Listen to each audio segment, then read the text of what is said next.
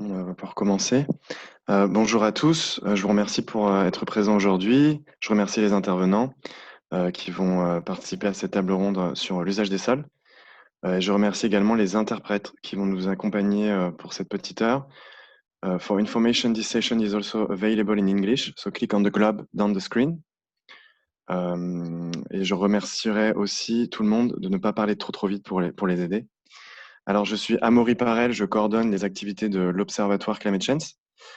Climate Change est une association internationale fondée en 2015 en amont de la COP21 et qui cherche à accompagner les acteurs dans leur stratégie de lutte contre le changement climatique.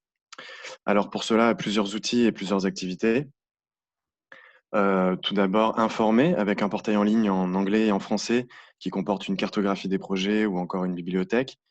Mobiliser grâce à des coalitions d'acteurs thématiques que nous invitons à se réunir chaque année lors de nos sommets ou régulièrement pendant nos ateliers virtuels. Et puis enfin, analyser avec l'Observatoire qui publie aujourd'hui son bilan annuel de l'action climat 2020, qui lui-même analyse et synthétise les actions des entreprises, des collectivités ou de la société civile, et ceci dans 6 secteurs d'émissions. Le tout en anglais et en français, encore une fois. Cette session donc, fait partie d'un cycle de restitution de toute cette semaine de ce bilan 2020, avec comme fil rouge le Covid-19 a-t-il grippé ou accéléré les stratégies climat. N'hésitez pas à consulter notre site internet aussi pour voir les autres sessions qui auront lieu demain matin, demain après-midi et vendredi également, matin et après-midi. C'est aujourd'hui la section usage des sols que j'ai le plaisir d'introduire et que nous abordons aujourd'hui. Et je vais laisser la parole à Aude Valade, qui est chercheuse au CIRAD, pour introduire les grands enseignements de cette section et avec qui nous avons le plaisir de collaborer depuis déjà 2 ans. À toi, Aude. Hop.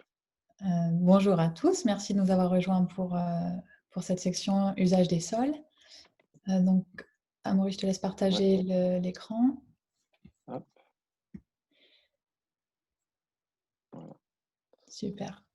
Donc voilà, donc c'est une section sur laquelle on a travaillé donc avec Amaury et Antoine Gillot, avec Climate Change aussi, et dont le titre est l'action locale qui stimule la terne performance des engagements internationaux. Donc ça donne un peu la couleur, et donc je commence par, on peut pas commencer à la première slide avec le bilan des émissions en 2019. Donc le secteur des terres en 2019, ça représente environ 6,2 gigatonnes de CO2 d'émissions, c'est-à-dire environ 15% des émissions, tout secteur confondu. Donc c'est un chiffre qui est en augmentation par rapport à la moyenne des années précédentes, qui reflète en partie une contribution importante des feux de forêt, qui ont été très importants en 2019, mais aussi et surtout qui résulte d'une continuité, d'une poursuite importante de la déforestation à l'échelle mondiale. Donc sur le graphique à droite, vous voyez l'évolution sur les 3 dernières décennies du changement de superficie forestière, donc par continent et par décennie. Donc si on regarde la dernière décennie en noir, on voit que les gains de forêt qu'on a pu observer en Asie et en Europe, même s'ils sont en baisse, ne permettent pas de compenser les pertes de forêts tropicales qu'on observe en Amérique du Sud et en Afrique particulièrement. On peut aussi noter que sur la dernière décennie, l'Afrique est passée devant l'Amérique du Sud en superficie déforestée. Donc, au total, on arrive à une moyenne sur la dernière décennie de 4,7 millions d'hectares de forêts perdus chaque année, ce qui est un rythme assez alarmant. Et donc, c'est une tendance assez long terme, mais à plus court terme, si on s'intéresse à l'effet de l'épidémie de Covid-19 sur la déforestation, on a pu observer un effet assez négatif, puisque avec les réductions budgétaires dans les différents pays et les restrictions de déplacement, la lutte contre la déforestation a été compliquée, avec les patrouilles de terrain qui ne pouvaient pas intervenir, par exemple. Et plusieurs pays ont rapporté une explosion des défrichements illégaux. Donc, par exemple, au Brésil ou en Indonésie, où la déforestation diminuait pourtant depuis 5 ans. Donc, le corollaire de cette continuité de la déforestation, comme on peut le voir sur la slide suivante, c'est la difficulté d'atteindre les objectifs des accords internationaux de lutte de protection des forêts. Donc, vous voyez sur l'infographie de droite que vous pourrez trouver dans le bilan de cette année, plusieurs engagements internationaux avaient fixé 2020 comme jalon. Et la plupart sont loin de leurs objectifs, à part, comme vous voyez en orange plus foncé, la déclaration de New York des forêts qui avait fixé un objectif d'arriver à un accord international. Donc l'accord de Paris a été signé, c'est la bonne nouvelle, on a une partie de l'objectif atteint. Le reste est dans des teintes beaucoup plus claires qui reflètent donc la non-atteinte des objectifs. Un exemple qui est assez révélateur, c'est l'objectif de la déclaration de New York des forêts qui prévoyait en 2020 une diminution de 50% des superficies déforestées, alors que depuis la signature de la déclaration de New York des forêts en 2014, on a eu une augmentation de 44%. Donc un résultat très inquiétant. Cependant, on a certains objectifs qui sont moins inquiétants, avec par exemple le Bonn Challenge, qui prévoyait, comme aussi qui se recoupait avec un des objectifs de la déclaration de New York, qui prévoyait la restauration de 150 millions d'hectares d'ici à 2020. Et on arrive à comptabiliser aujourd'hui environ 18% de ces 150 millions d'hectares qui ont une forme d'action de restauration.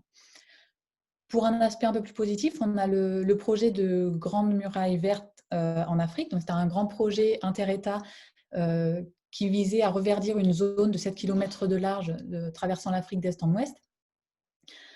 Et donc, ce projet a été partiellement atteint. On a seulement 4 millions d'hectares sur les 100 millions prévus qui ont été reverdis dans la zone. Mais en revanche, ce projet a permis vraiment de donner une impulsion aux pays concernés.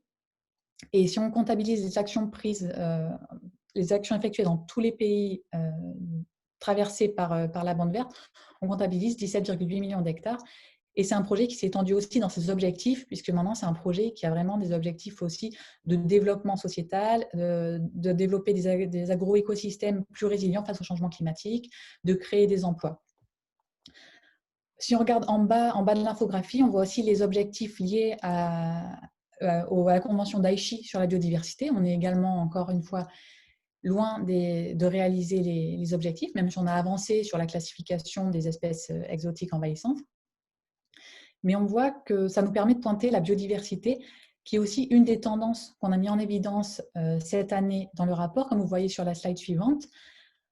Donc la biodiversité et le climat, jusque-là, c'était des objectifs assez indépendants, avec des conventions de l'ONU, des conventions de Rio séparées, et la biodiversité n'apparaissait que rarement, finalement, dans les engagements des pays pour l'accord de Paris, dans les INDC. En 2019, on a pu repérer une tendance à l'inclusion des deux sujets. Donc, par exemple, il y a eu l'appel de Pékin lors de la rencontre d'Emmanuel Macron avec Xi Jinping en novembre 2019. Cet appel a eu lieu en réaction à la sortie des États-Unis de l'accord de Paris. Et donc, Xi Jinping et Emmanuel Macron sont engagés à amplifier leurs efforts sur la biodiversité et le climat. Donc voilà, il y avait des petits signes comme ça, comme quoi climat et biodiversité commençaient à être vus comme deux éléments liés.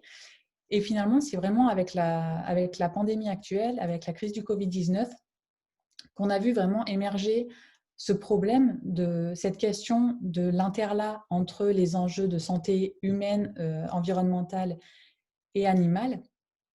Et finalement, aujourd'hui, on a cette convergence des agendas climat et biodiversité qui prend une autre dimension. Et donc, par exemple, les COP 15 pour la Convention sur la biodiversité et 26 pour la Convention sur le climat sont en discussion pour avoir lieu ensemble. Donc, ça soulève un peu d'espoir sur les synergies quant aux actions sur les deux fronts. Donc, un autre élément important du bilan des émissions du secteur des terres, c'est le rôle des sociétés privées. Donc, le Consumer Goods Forum en 2010 prévoyait qu'en 2020, il n'y aurait plus de déforestation dans les chaînes de valeur. Donc, cet engagement non plus n'a pas été tenu. Mais grâce à certaines ONG, on a quand même des progrès sur la transparence, sur ce qu'on sait des émissions et des engagements contre la déforestation des entreprises. Donc, par exemple, on a repris beaucoup des résultats de l'ONG Forest 500.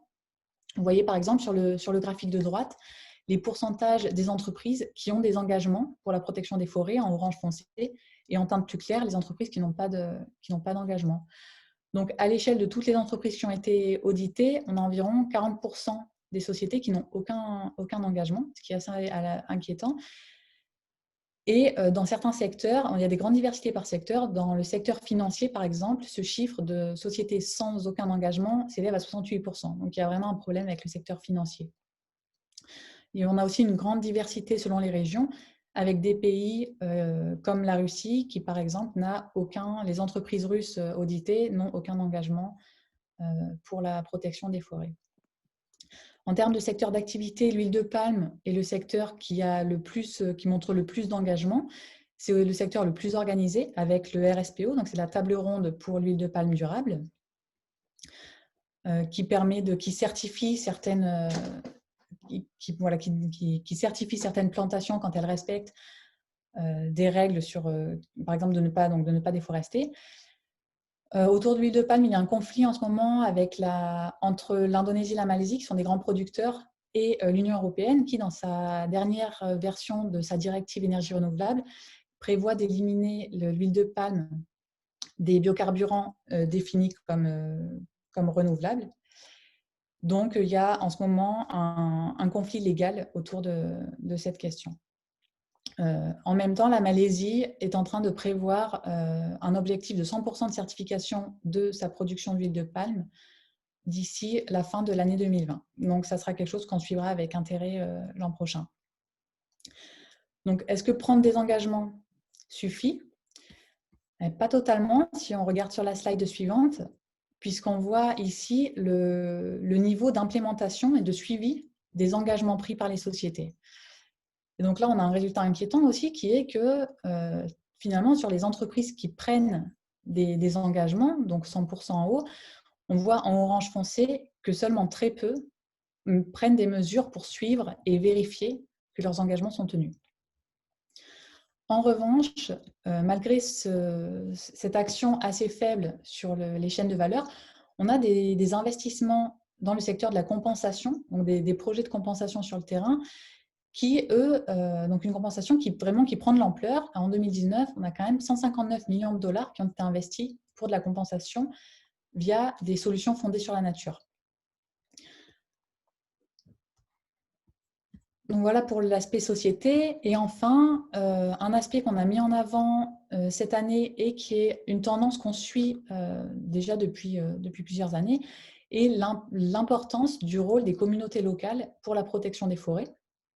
Donc, en particulier avec la gestion communautaire, qui montre des résultats sur le terrain. Donc, par exemple, dans le bilan, on détaille l'exemple de la Tanzanie, où sur 48 millions d'hectares de forêt dans le pays, 22 millions sont en gestion, appartiennent aux communautés locales. Et un rapport récent de la FAO met en évidence la meilleure santé de ces écosystèmes, qui sont gérés de manière plus durable, avec des bénéfices pour l'érosion du sol, par exemple, et pour l'économie des populations aussi. Un autre exemple, le pacte de Laetitia, dont on avait noté la signature l'an dernier et qui cette année s'est doté d'un plan d'action. Donc, c'est un pacte qui lie les pays entourant le bassin amazonien. Et donc, ces pays s'engagent à à mettre en place des actions communes pour protéger la forêt amazonienne. Et ce plan d'action qui a été signé cette année met explicitement en avant le rôle des communautés locales dans la préservation de la forêt et la gestion de la ressource.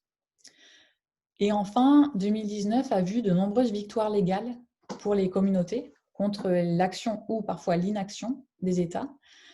Donc, par exemple, vous voyez ici une illustration en Équateur, la victoire récente des communautés indigènes Sapara et Quichua qui ont obtenu gain de cause face à l'État équatorien qui avait cédé des concessions à une société d'exploitation pétrolière, Andes Petroleum.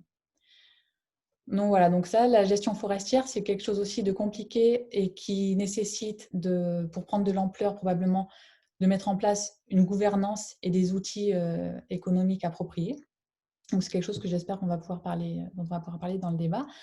Donc pour conclure un petit peu cet aperçu de ce qu'on a trouvé dans cette analyse, cette année, on a des objectifs sur des accords internationaux qui sont décevants. On a des signes d'engagement et de volonté des entreprises, mais encore trop peu d'actions concrètes. Et enfin, on a des communautés locales qui sont vraiment le moteur de l'action sur le terrain et de la protection des forêts sur le terrain. Je vais maintenant laisser la parole à Amaury pour introduire la table ronde qui va suivre. Merci Aude pour ces enseignements.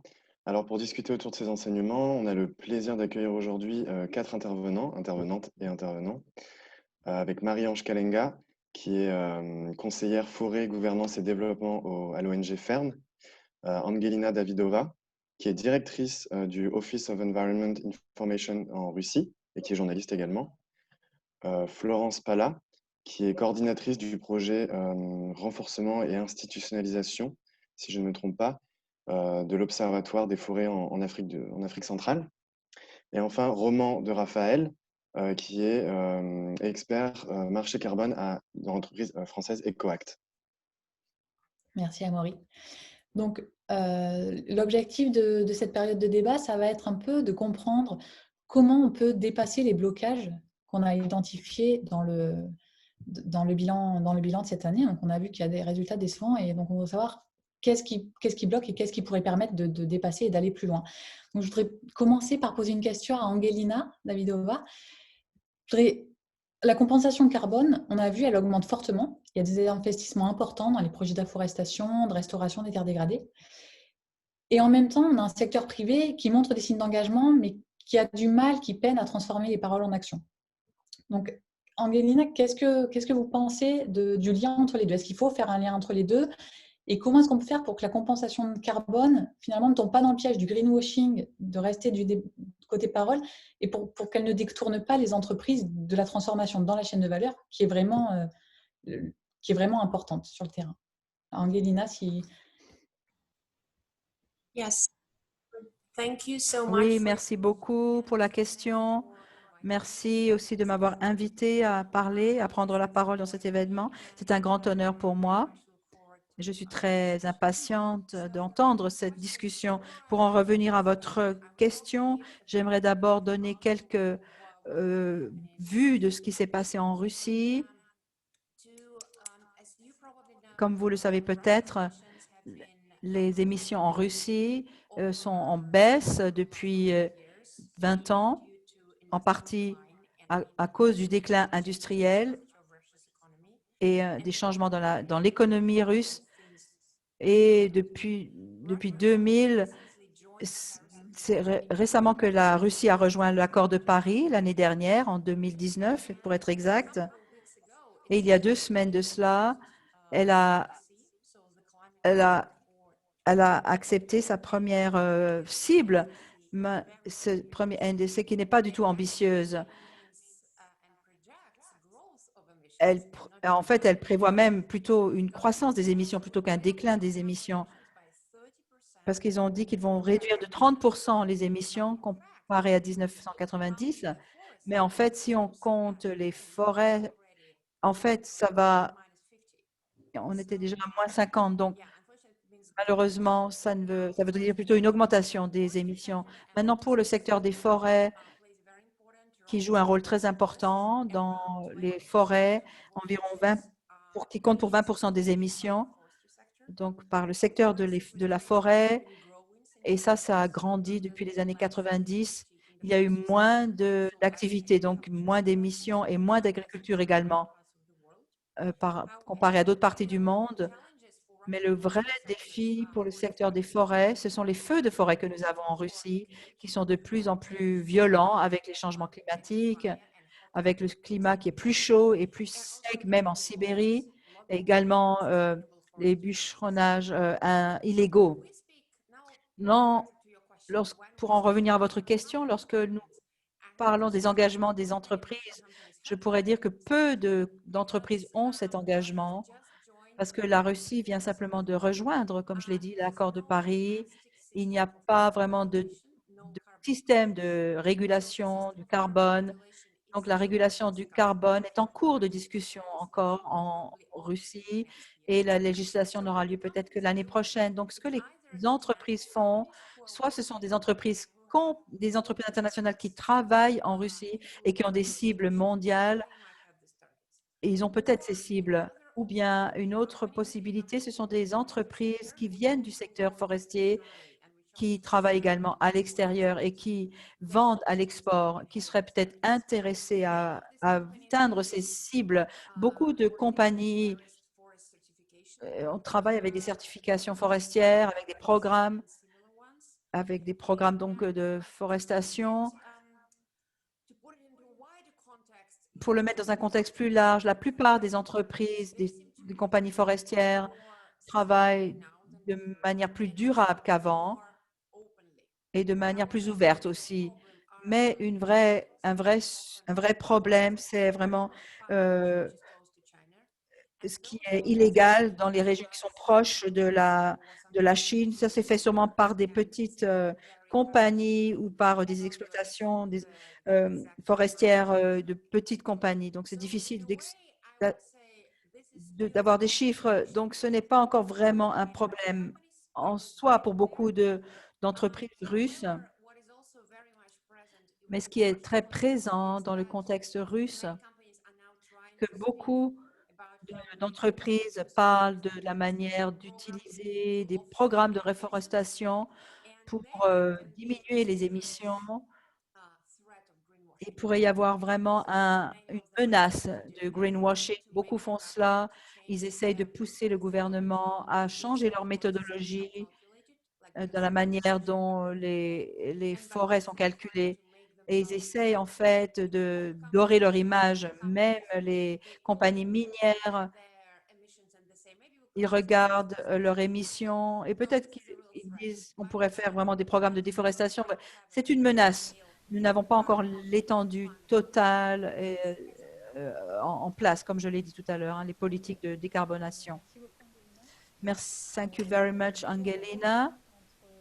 Entre compensation carbone et objectifs dans les sociétés. Ronan et Raphaël, peut-être que vous souhaitez compléter ce qui a été dit par Angelina et aussi peut-être nous parler un peu de l'impact. Donc, vous travaillez à EcoAct, vous êtes expert sur les projets de compensation. Est-ce que vous pouvez nous parler un peu de l'impact qu'a eu la crise du Covid sur les marchés du carbone? On sait que, par exemple, l'aviation était un des secteurs très engagés dans la compensation carbone. C'est aussi un des secteurs qui a été le plus affecté. Comment est-ce que ça joue sur ce qui se passe aujourd'hui dans le marché de la compensation carbone? Alors l'aviation, effectivement, il y a deux choses. Il y a la compensation carbone et puis il y a eu ce secteur de l'aviation qui s'était effectivement fixé des objectifs par l'intermédiaire d'un dispositif appelé Corsia, qui existe, qui est gardé, hein, qui est maintenu.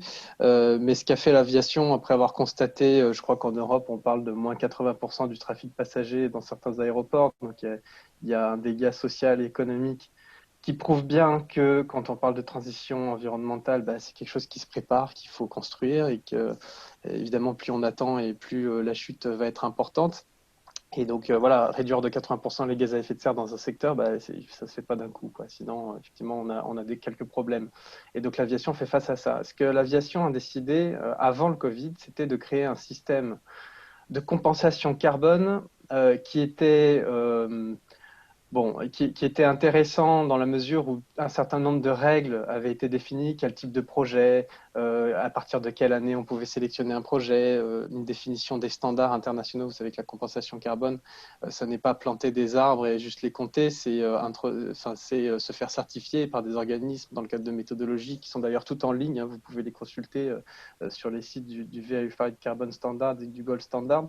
Toute la documentation des projets est en ligne aussi, donc c'est très cadré. C'est d'ailleurs un des aspects complexes pour pouvoir financer, une des complexités pour pouvoir financer des projets sur des écosystèmes. L'aviation s'était fixé donc un objectif de compenser toutes les émissions supplémentaires à ce qu'elle allait à son scénario de référence sur 2020. Donc en gros, si vous aviez 100, je dis une bêtise, mais 100 unités émises en 2020 et qu'en 2021 vous étiez à 110, bah, vous alliez devoir compenser 10. Vous voyez, c'était ça le mécanisme.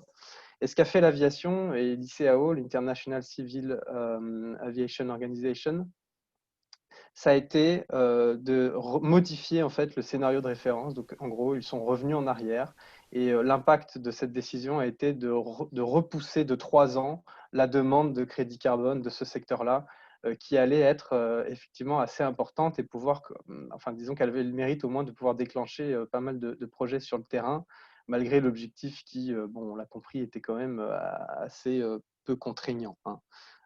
Donc là, voilà, il y a eu cette décision-là. Par contre, sur tous les autres secteurs, ce qu'on constate, c'est que sur ce qu'on appelle le marché volontaire, donc en gros, toutes ces entreprises qui décident de mettre en place des démarches de réduction de gaz à effet de serre et en complément de compensation, là, la dynamique, elle est assez importante, elle se poursuit. Malgré la crise économique, c'est la grande différence avec ce qu'on avait pu constater en 2009 avec la crise des subprimes, où les budgets RSE avaient été complètement coupés, quoi. Donc ça, c'est la première différence. La deuxième différence, c'est aussi qu'on voit tous ces mécanismes régulés. Donc il y a des marchés de quotas, il y a des systèmes de taxation qui se mettent en place. Je pense par exemple au cas colombien, au Canada, à la Chine également, et qui vont accepter une certaine part de crédits issus de projets concrets développés dans ces pays-là et certifiés par ces mêmes organismes de certification. Et ça, c'est une demande assez importante qu'on voit émerger. Et concrètement, dans le cas colombien, si vous êtes une entreprise, vous allez être soumise par la taxe colombienne, et ben vous allez pouvoir dire à l'État, ben, je paye moins de taxes ou pas de taxes parce que j'ai acheté autant de crédit carbone d'une protection de forêt tropicale colombienne que, de mes obligations de taxes. Et c'est le genre de mécanisme qu'on voit émerger partout et qui peut-être qu'on est à un point de bascule là, sur ces choses-là et qu'on va enfin pouvoir passer à l'échelle supérieure parce que quand vous dites effectivement hein, 160 millions de dollars par an liés à la compensation sur les aspects changement d'affectation des sols, c'est rien, c'est pas suffisant. Donc il faut passer l'échelle et bon, heureusement le Covid n'a pas tout mis à terre, quoi. Voilà. Ok, merci pour cette réponse détaillée. Donc ça, c'était surtout pour voilà, les entreprises, les marchés. Et dans le bilan 2020, on parle aussi beaucoup des succès locaux enregistrés par les modes de gestion communautaires dans les terres et les forêts. On parle de l'exemple de la Tanzanie, mais il y en a beaucoup d'autres.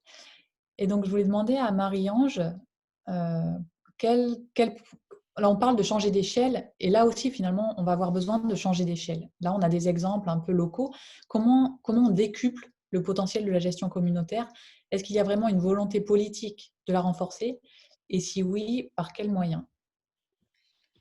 Merci beaucoup à Climate Chance de m'avoir invitée. Et merci donc à tous les participants et les participantes d'être là. Donc j'espère que nous aurons des discussions assez riches. Donc avant de répondre directement à votre question, j'aimerais rebondir ce que vous aviez dit en introduction sur les impacts de la Covid, en particulier concernant les forêts et les communautés locales. Il faut noter que cette crise nous a montré la vulnérabilité donc, de ces communautés, malgré leur résilience à certains chocs. Et il y a des exemples, par exemple en Afrique centrale, où on a vu une espèce de ruée vers les forêts, donc davantage de pression à travers les activités effectivement d'exploitation illégale, mais aussi à travers donc la ruée vers les ressources génétiques hein, pour des personnes qui étaient à la recherche de remèdes miracles contre le ou la Covid, mais aussi des citadins qui se sont retrouvés un petit peu démunis parce que l'approvisionnement alimentaire était un petit peu rendu complexe du fait donc, des mesures de confinement que l'on a vues ça et là. Pour répondre à votre question concrètement, les exemples que vous avez donnés de Tanzanie, on les retrouve aussi par exemple au Guatemala et au Népal, mais ils ne sont pas forcément généralisés. Effectivement, il y a besoin de renforcer le potentiel de la gestion communautaire des forêts, en particulier dans des régions comme l'Afrique centrale, donc dans le bassin du Congo. Tous les pays ont manifesté une volonté politique d'inscrire ce mode de gestion des forêts dans leur législation et aussi dans un certain nombre de programmes. Certains, par exemple, dans le cadre des accords de partenariat volontaire avec l'Union européenne pour lier contre le commerce illégal du bois, ont intégré la foresterie communautaire. Dans certaines contributions déterminées au niveau national, on voit aussi l'intégration de la foresterie communautaire comme mesure d'atténuation. Et l'an dernier, la sous-région a adopté une feuille de route qui s'appelle pour la foresterie participative, donc la feuille de route de Brazzaville, afin d'améliorer à la fois le cadre juridique, les financements et aussi l'accompagnement technique des communautés directement pour décupler le potentiel de la foresterie communautaire dans la région. Il y a pas mal d'obstacles et je pense qu'effectivement, nous n'arriverons pas à faire avancer ce type de gestion s'ils ne sont pas levés. Ce sont des obstacles en termes de gouvernance, ce sont des obstacles en termes juridiques. Donc, si la foresterie communautaire est suffisamment ancrée à présent, on se rend compte que la législation parfois comporte des lacunes ou elle est contradictoire. Un exemple que je peux vous donner, c'est que par exemple en République centrafricaine, toutes les terres forestières sont soit sous aménagement forestier, soit sous forme sont dédiées à la protection, à la conservation. Que reste-t-il pour les communautés pour pouvoir créer des forêts communautaires? Pas grand-chose. Donc, il y a vraiment lieu de rendre plus cohérent cette législation. D'autre part, un certain nombre de pays se sont engagés dans le cadre des ODD d'utiliser la gestion communautaire des forêts comme moyen de réduire la pauvreté, mais cela doit s'accompagner aussi d'investissements concrets et d'investissements réels. Et là, il faut vraiment faire appel à l'Union européenne, mais aussi à d'autres pays qui ont des partenariats avec les pays forestiers en voie de développement, où il faut le rappeler, la majorité des terres forestières, finalement, sont occupées par ces communautés, par les groupes donc aussi autochtones, mais malheureusement sans véritable sécurité foncière. Il faut rappeler donc aux pays donateurs, aux pays partenaires donc de ces pays forestiers tropicaux, que dans leur cadre de programme, par exemple, de relance verte après le Covid, il est important d'intégrer donc des éléments qui viendront renforcer ou des programmes, des projets qui viendront renforcer la résilience des communautés, qui viendront renforcer leurs moyens de subsistance. Mais il faudra vraiment régler avant toute chose cette question donc, de tenure foncière, cette question donc, de droit foncier coutumier et de droit de propriété des communautés sur les forêts et sur leurs terres, qui n'est véritablement pas réglé. Donc, vous avez évoqué un certain nombre d'instruments. Je peux parler dans le cas de l'Afrique centrale aussi d'une initiative qui a été lancée il y a quelques années et qui s'appelle l'Initiative pour la forêt de l'Afrique centrale et qui entend donc accompagner les gouvernements de l'Afrique centrale à une planification plus intégrée et plus durable au niveau donc, de l'aménagement du territoire. Dans le cadre de cette initiative, les communautés locales ont un rôle à jouer et ont aussi donc la possibilité de faire entendre leur voix pour sécuriser leurs droits fonciers coutumiers. Alors, bien sûr, le rôle de chaque acteur est très important. Donc, j'ai parlé des gouvernants avec donc l'outil législatif, des pays partenaires avec donc les programmes et les financements, les communautés locales elles-mêmes parce qu'elles doivent pouvoir utiliser ces outils pour véritablement pouvoir répondre à leurs besoins, mais aussi la société civile, donc des ONG comme FERM, mais aussi bien d'autres au niveau donc, de ces pays ont un rôle à jouer dans l'accompagnement, mais aussi dans la veille, donc un rôle de veille pour s'assurer que la législation soit bien respectée et que cette possibilité qui est offerte aux communautés de gérer donc, leurs terres et leurs forêts soit une réalité et pas simplement une promesse sur le papier. Donc voilà, merci. D'accord, merci pour cette réponse. Donc en fait, pour rebondir, vous identifiez comme obstacles des obstacles à la fois de gouvernance et d'économie. Et est-ce que vous pensez que, par exemple, on a vu l'initiative de la Grande Muraille Verte, qui n'a pas totalement atteint ses objectifs, mais qui a quand même joué un peu un rôle de catalyseur des actions. Et là, avec ma question, je cherche un peu à faire le pont entre ce dont on a parlé avant, avec les projets de compensation, et ce dont vous venez de parler avec la gestion communautaire. Est-ce que ce type d'initiative, qui a une portée médiatique, une portée aussi de rassemblement des différents pays, est-ce que ça peut permettre, c'est une question pour vous et pour Roman, est-ce que ça peut permettre de faire le pont, d'attirer finalement les investisseurs et peut-être de changer d'échelle? Donc, je ne sais pas si vous répondez d'abord au Roman. Allez-y, Marie-Ange.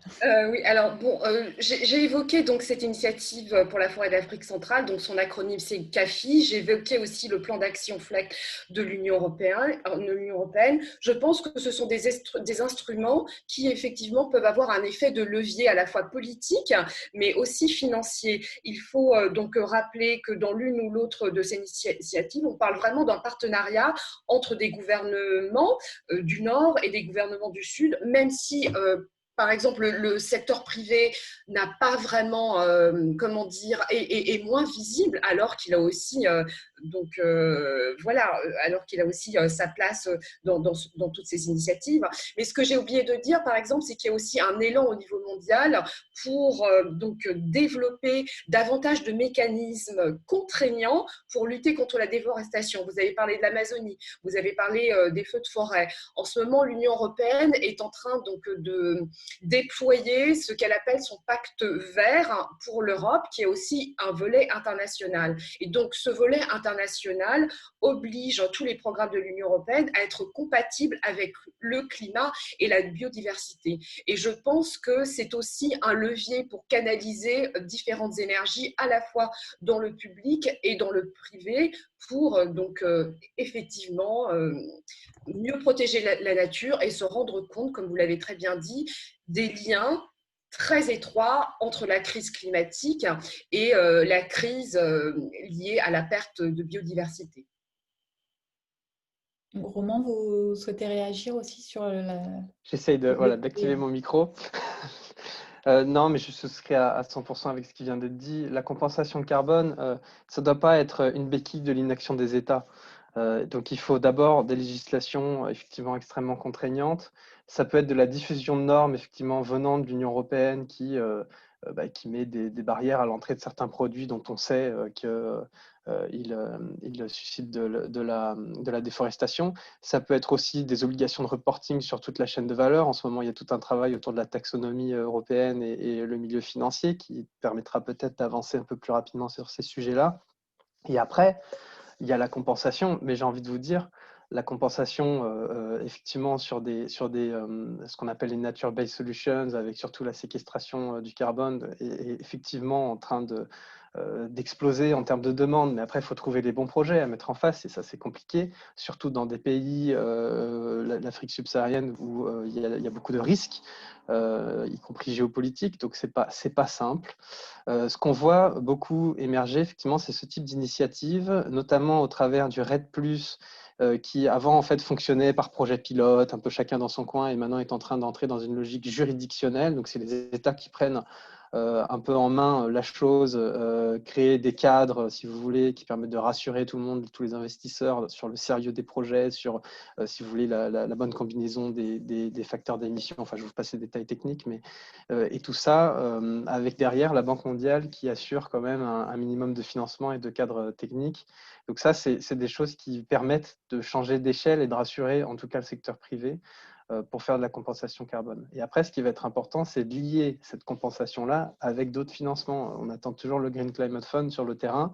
On attend beaucoup d'acteurs comme ça et on espère que ça va s'accélérer un petit peu pour qu'effectivement, cette grande muraille verte dont j'entends parler depuis le début de ma carrière, donc maintenant ça fait 10 ans, qu'elle se fasse, quoi.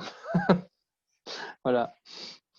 Oui, tout à fait. On voit que le financement reste le point clé, évidemment, pour Et on changer. constate que certains pays vont vraiment plus rapidement. Enfin, je pense à la Mauritanie ou au Sénégal, et il y en a d'autres où ça dépend vraiment du contexte juridique, gouvernance, et c'est ça la première pierre. Après, le reste suit, quoi. bien sûr. Donc, pour poursuivre un peu sur ce qui a été dit là, donc Marie-Ange nous a parlé du pacte vert de l'UE qui intègre à nouveau biodiversité et climat ensemble. Une jonction qui est aussi faite dans la gestion communautaire, qui a souvent une vision plus holistique, plus multifonctionnelle de l'écosystème. Et donc, je voudrais qu'on revienne un petit peu sur cet aspect convergence climat-biodiversité, qui est une des tendances qu'Angelina a aussi mise en avant et qu'on a mise en avant dans ce rapport, parce que c'est vraiment une tendance qui se dessine et qui pourrait aussi être une manière de changer, un levier pour changer d'échelle.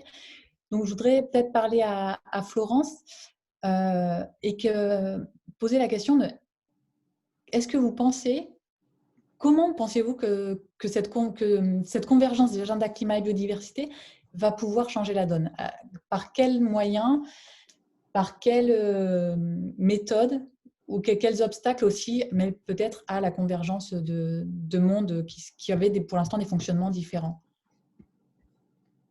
Alors déjà, merci voilà, pour m'avoir permis de participer à ce débat sur une thématique, oui, climat. Et donc, comme vous m'avez présenté, effectivement, c'est un projet régional, Afrique centrale. Marie-Ange a évoqué des exemples d'Afrique centrale, mais j'ai une vue holistique de la région et c'est vraiment la question climat-biodiversité.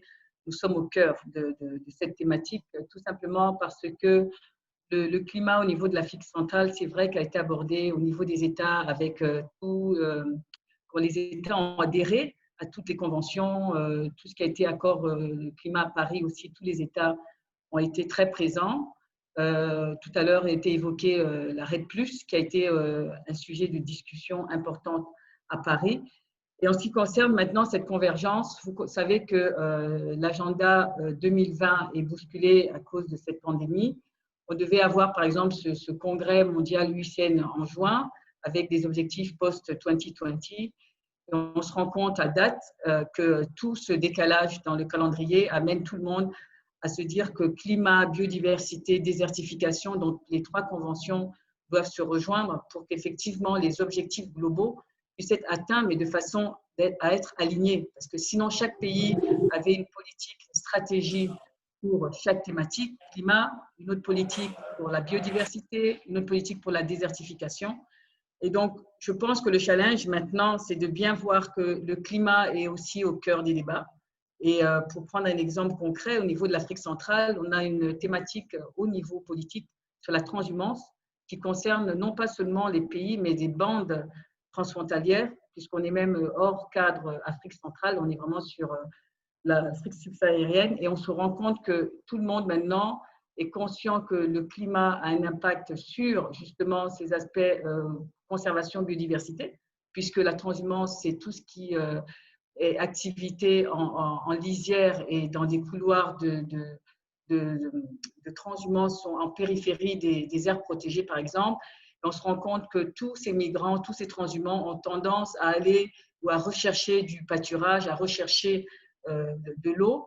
Et toute la variabilité climatique ici montre qu'on a des points d'ancrage où il y a où on parle plutôt d'insécurité très souvent parce que la conservation de la biodiversité est mise en avant, mais on se rend bien compte qu'effectivement, il n'y a plus d'accès aux ressources pour ces transhumants et qu'on arrive maintenant à une problématique qui ne va plus seulement se résoudre sur le plan de la biodiversité. On est obligé maintenant de faire appel à toutes les notions économiques parce que la transhumance, ce n'est pas seulement de voir pourquoi les migrants vont vers les aires protégées. Et votre question sur climat, biodiversité nous ramène maintenant dans la région à faire plus attention à tous ces débats sur le climat. Il y a des nouveaux programmes, par exemple de l'Union européenne, qui sont maintenant des programmes non plus sur site, mais au niveau paysage. Et on voit bien que même tous les États sont obligés d'intégrer les notions de climat, même si c'est transversal au niveau de leur plan stratégique. Donc, je pense qu'il y a encore une grosse réflexion et Marie-Ange le disait, les défis sont énormes parce que l'aspect financement est quand même prioritaire. Vous savez que le climat, quand on parle de pouvoir mesurer les avancées, c'est des questions de données, c'est des questions de pouvoir mesurer déjà tout ce qui est soit de gaz à effet de serre, de mesurer est-ce qu'on avance, même si tous les pays ont donné des références. Mais vous savez que d'une année, on est en 2020, entre 2015 et 2020, quel est l'état d'avancement? La pandémie actuelle est un frein pour la collecte des données, pour le reporting et pour vraiment, véritablement savoir à quel niveau sont chaque pays. Donc, il y a vraiment des freins pour pouvoir avoir une image réelle de cette convergence climat-biodiversité et l'effort qui est fait actuellement avec l'Union européenne, avec son Green Deal et même tous les nouveaux programmes qui vont être mis en place mettent cet accent sur climat, biodiversité, mais aussi les aspects socio-économiques. Et si vous me permettez, en faisant le lien climat-biodiversité, les communautés locales ont vraiment une place importante. Pour information, la RDC, il y a quelques semaines, a adopté au niveau du Parlement comme une loi qui donne maintenant des pleins droits aux populations autochtones, les Pygmées. Au niveau du Cameroun, idem. Maintenant, on met en place des mémorandas avec les communautés pour améliorer cette gestion qu'on dit communautaire et participative. Marie-Ange a donné le cas de la RCA, mais ça devient global. Et la société civile aussi se mobilise, la jeunesse. On est dans une région où il y a beaucoup d'initiatives de jeunes. Au-delà de planter des arbres, c'est vraiment des associations des jeunes qui prennent la main pour pouvoir aussi porter haut cette notion de changement climatique, puisque c'est pour les générations futures.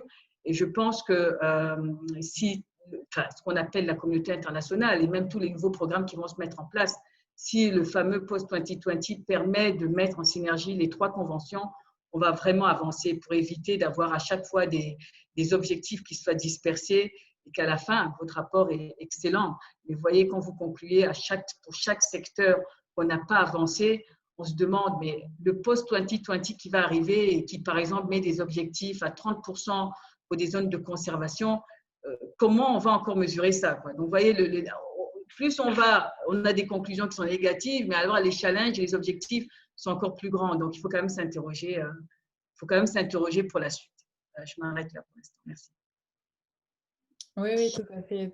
C'est vrai qu'il y a un vrai problème de réalisme dans les engagements. C'est aussi ce qu'on a mis en avant dans cette fiche-là. Et c'est pour ça que maintenant, la question, c'est vraiment quels sont les leviers. C'est bien, d'accord, on a pris des engagements pendant les dernières décennies. Maintenant qu'on a identifié le problème, maintenant, il faut passer vraiment à l'action. Et ce que vous venez de dire sur le rôle des communautés locales, c'est vraiment crucial. Peut-être, Roman, est-ce que cette synergie, est-ce que le rôle des communautés et la synergie entre carbone et biodiversité, elle apparaît déjà dans les projets de compensation ou... Elle est essentielle. Vous ne pouvez pas certifier un projet sans passer tout un tas d'indicateurs et notamment la consultation des parties prenantes. Un des organismes de certification qui s'appelle le Gold Standard, c'était d'ailleurs créé à l'époque, constatant que ce n'était pas assez inclus. C'était en 2012, je ne sais plus exactement la date, mais c'était autour de ce moment-là. Nous, concrètement, ce sont plutôt des communautés locales ou les ONG sur place qui nous contactent, proposent le projet, plutôt que l'inverse. Ça marche comme ça. Et donc, c'est vraiment bottom-up, et c'est ça qui est intéressant. C'est ça qui, sur le volontaire, se vend mieux, pour parler crûment. Une entreprise qui rentre dans une démarche de compensation, elle veut pouvoir montrer qu'il y a des co-bénéfices. On ne parle pas que de carbone, sinon ça n'intéresse personne. Et j'ai envie de dire, c'est même ça qui est plus important, à vrai dire. Voilà. Non, en fait, si je voudrais vraiment qu'on retienne quelque chose, on n'est pas en train de parler de juste planter des arbres en monoculture sans aucune certification et puis tout meurt. C'est absolument pas ça. Ce qui est important, c'est de rentrer dans des logiques territoriales, multi-acteurs. Et c'est là que la finance carbone, elle devient intéressante. Alors, je dis pas que c'est parfait partout, hein. Et d'ailleurs, la transparence des projets permet de les critiquer puisque tout est en ligne. Vous pouvez aller trouver toute la documentation liée au projet en ligne. Et il y a des périodes de consultation publique sur chaque projet où une ONG peut venir critiquer le projet. Donc, c'est important. Et tout ce qui vient d'être dit sur les communautés locales, vous ne pouvez pas avoir un projet qui fonctionne si vous n'avez pas les communautés locales avec vous. C'est dans l'intérêt de tous. Donc, là-dessus, je suis assez catégorique. Ouais. Un point intéressant aussi dans ce que vous mentionnez sur le fait que tout est en consultation publique, c'est la transparence. C'est qu'on arrive aussi à atteindre une transparence à la fois grâce aux ONG sur les actions des entreprises et voilà, sur les projets mis en place sur le terrain. C'est vraiment un pilier important de l'action climatique. Mm. Un autre point dont on n'a pas encore parlé et qui serait intéressant dont on discute avant de terminer, c'est les incendies. Donc, on les a mentionnés, mais c'est vrai que ces dernières années, on a vu des grands incendies à la fois en Amazonie, mais aussi dans les zones boréales, donc en Russie, dans le bassin du Congo. Je voulais avoir votre avis, Angelina, sur un peu l'effet qu'a cette multiplication des incendies, aussi dont on parle beaucoup. Il y a une forte médiatisation maintenant. Comment les acteurs ils peuvent se positionner face à la fois voilà, à cette conséquence du changement climatique et en même temps pour rester dans l'action, dans l'atténuation. Comment est-ce que vous voyez en Russie ou dans le monde la réaction à ces feux et comment continuer l'action climatique face aux risques climatiques finalement? And the risk to climate action. Merci pour votre question. Dans le contexte de la Russie, je dirais que les feux de forêt dramatiques que nous avons vécus ces 2 dernières années ont eu un impact énorme sur la prise de conscience des changements climatiques dans le pays, en particulier l'année dernière, quand tous les médias parlaient de cela et parlaient de la Sibérie en feu et montraient des photos. On voyait de la fumée jusqu'au Canada aussi, dans d'autres pays. C'est quelque chose qui a été un message très fort dans le contexte russe que le changement climatique, oui, nous en souffrons aussi, même dans les pays du Nord. Nous ne prenions pas ce problème au sérieux, mais je pense que ces feux ont tout changé vraiment dans le débat climatique au niveau politique, mais aussi au niveau du public, c'est-à-dire tout le monde était inquiet. Au niveau de la Russie, concernant les feux de forêt, c'est quand en fait personne ne part et si cela ne crée pas de menace pour les hommes, donc les gens ne s'en soucient pas beaucoup. Mais ça reste quand même un défi mondial et c'est une de ces réactions. Si nous avons plus de feux de forêt, plus d'émissions de gaz et donc le climat, les dérèglements climatiques s'empirent, etc., nous aurons ensuite plus de feux de forêt. Donc c'est un cercle vicieux. Donc je crois que dans le cas de la Russie et d'autres pays du Nord, avec les feux de forêt, se pose une grande question. Comment diriger notre politique, comment lutter contre les feux de forêt, surtout dans les pays, dans les endroits où personne n'habite. Si nous pensons à d'autres régions au cours des dernières années, dans d'autres régions, en Californie, par exemple, en Australie, là où il y a des populations, ce qui est commun à ces régions, c'est que ces feux de forêt sont beaucoup plus intenses qu'auparavant, les régions impactées sont plus larges et les dégâts sont beaucoup plus grands, en particulier pour l'Australie, la Californie, des millions de personnes qui ont été évacuées, des dégâts importants, des gens qui en sont morts, des endroits qui ont été détruits, des habitats pour les animaux, etc. Donc, il y a une réflexion maintenant sur la manière d'aborder ce problème. De certaines manières, les feux de forêt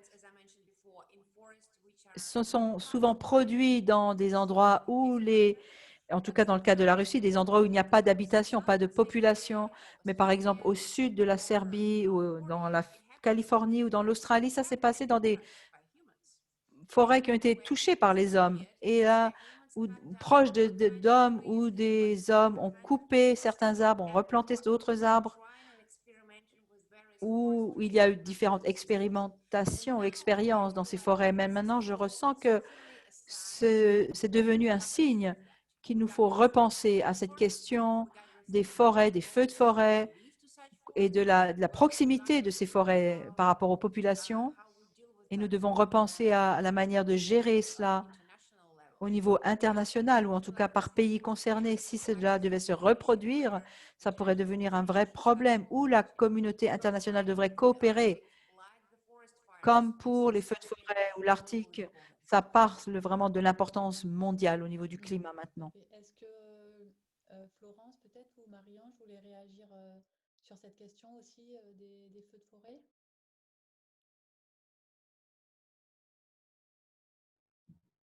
ou pas? Euh, Marianne? oui, alors pour peut-être analyser la situation dans d'autres pays européens comme le Portugal, les pays scandinaves, où nous avons aussi vu des feux de forêt. La question fondamentale qui s'est posée, c'est en fait quelles sont les pratiques forestières et les pratiques de gestion. On s'est rendu compte que les forêts les plus résistantes, c'était les forêts, on va dire, les plus anciennes, celles qui contenaient le plus de biodiversité. Et les forêts qui étaient susceptibles, donc, qui étaient plus vulnérables aux incendies, c'était plutôt des forêts de plantation, surtout les forêts de plantation d'eucalyptus.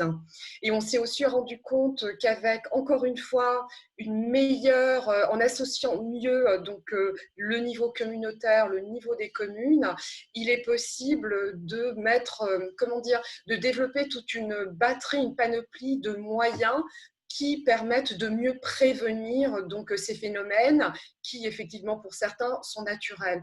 En Afrique centrale, les causes sont un petit peu différentes, mais on a vu aussi, par exemple, dans la zone des tourbières entre la République démocratique du Congo et la République du Congo, donc une certaine incidence donc, de feux de forêt. Là, encore une fois, il s'agit donc de réfléchir sur des méthodes de prévention de ces phénomènes et sur des méthodes d'adaptation qui soient, on va dire encore une fois, inclusives. Voilà donc ce que je pouvais dire grosso modo. Donc il y a le volet prévention, mais aussi le volet adaptation qui est très important, en s'assurant bien évidemment que les communautés qui vivent à proximité donc, de ces zones soient effectivement consultées.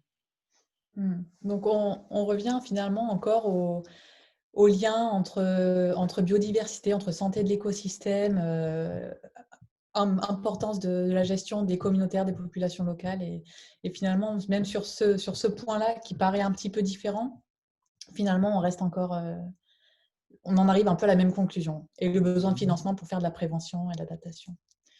Donc, on a des questions des participants. Alors, on a une question qui est arrivée par mail. Et donc, un intervenant, un participant qui nous demande comment préserver d'un côté le rôle de puits de carbone que peuvent jouer les terres agricoles et de l'autre leur capacité à nourrir des milliards de gens. Est-ce que quelqu'un veut répondre à cette question sur, finalement, ça me paraît un peu le lien entre adaptation et atténuation. Est-ce que l'agriculture, là, plus que les forêts, est-ce qu'on va être capable à la fois de s'adapter et d'atténuer le changement climatique par l'agriculture? Est-ce que quelqu'un veut intervenir sur cette question, qui est assez proche de ce qui vient d'être dit d'ailleurs? Je peux tenter le coup. Je ne suis pas un spécialiste agricole, vous vous en doutez. Néanmoins, j'ai constaté par mes recherches et puis dans des projets de compensation d'ailleurs, pas mal de projets qui consistent à changer en fait les pratiques agricoles et ça permet une meilleure séquestration dans le sol par des techniques de paillage, par des techniques diverses et variées, plantation de légumineuses entre plusieurs cultures, si j'ai bien compris. Enfin, ça ne me paraît pas du tout antinomique de nourrir les hommes et en même temps de stocker le carbone dans le sol. Il y a eu un rapport qui a été fait qui s'appelle 4 pour 1000 d'ailleurs, maintenant ça me revient, qui est quand même assez central sur la question, qui établit bien la chose.